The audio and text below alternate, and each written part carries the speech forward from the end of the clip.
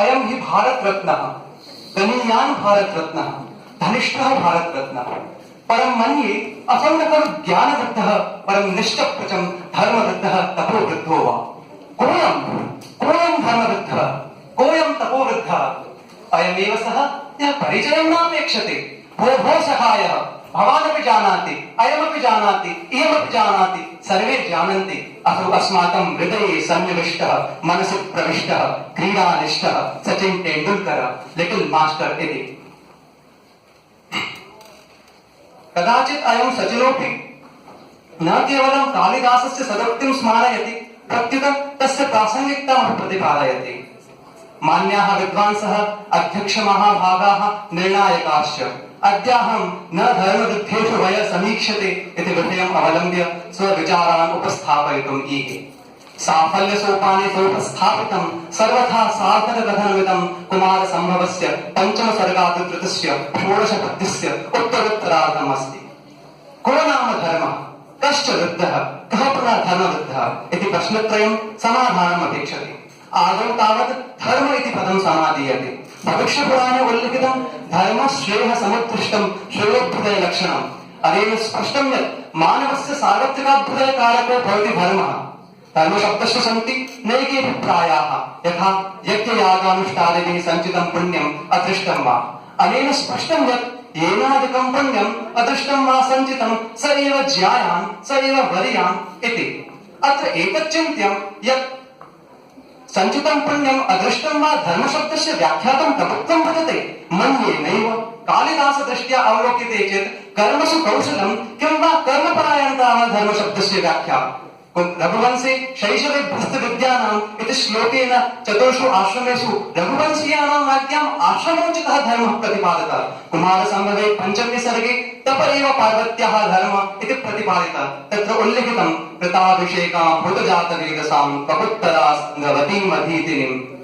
सम्प्रति विवच्यते वृद्ध इति पदम् प्रायशो भवन्ति चत्वारो वृद्धाः ते सन्ति ज्ञानवृद्धाः धर्मवृद्धाः तपोवृद्धाः वयोवृद्धाश्च सम्प्रति लोके दरिदृश्यते यत् वयसा गुरुत्वम् आश्रित्य सामाजिक गुरुत्वं निर्धार्यते यद्यपि वर्तते वयोवृद्धस्यापि महत्त्वं परं स एव श्रेष्ठः इति दुर्नयः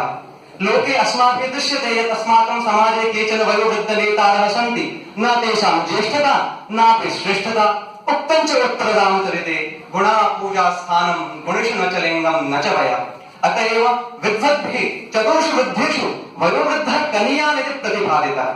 यद्यपि मनुस्मृतौ द्वितीये अध्याये चर्चा आयाति वित्तं बन्धुः वयः कर्म विद्या भवति पञ्चमी एतानि मान्यस्थानानि गरीयो यद्यदुत्तरम्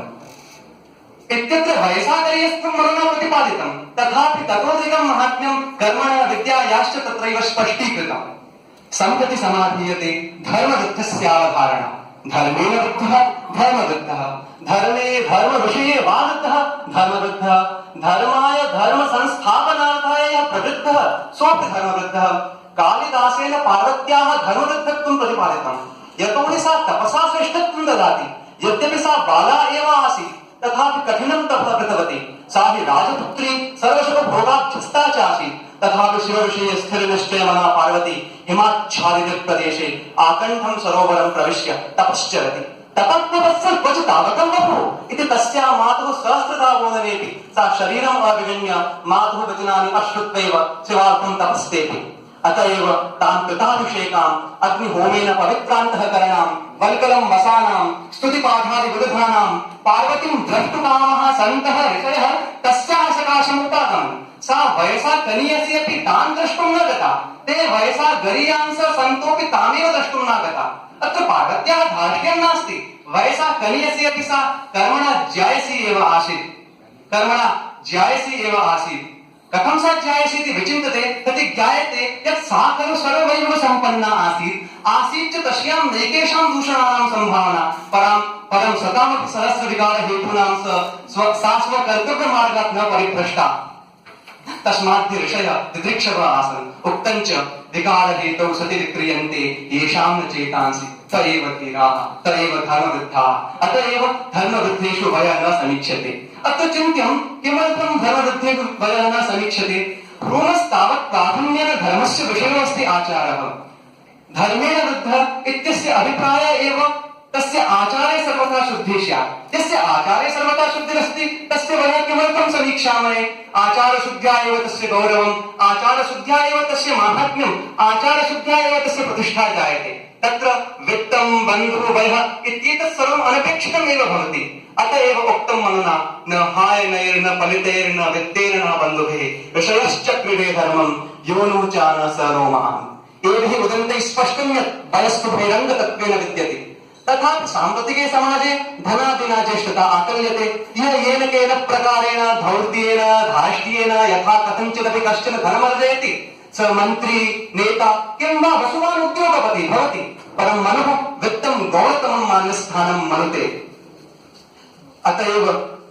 उक्तं नीतिशास्त्रेषु धनानि भूमौ पशवश्च गोष्ठे भार्या गृहद्वारे जना श्मशाने देहस्थितायां परलोकमार्गे कर्मानुगो गच्छति जीवमेकः। एतेन स्पष्टं यत् धनधान्यं कलत्रं पशुसम्पदः तथा च बान्धवाः एते सर्वे बहिरङ्गभूताः सन्ति। मनुष्यस्य कर्माणि तपश्च तस्य गौरवाय प्रकल्पते। धन्यवादाः।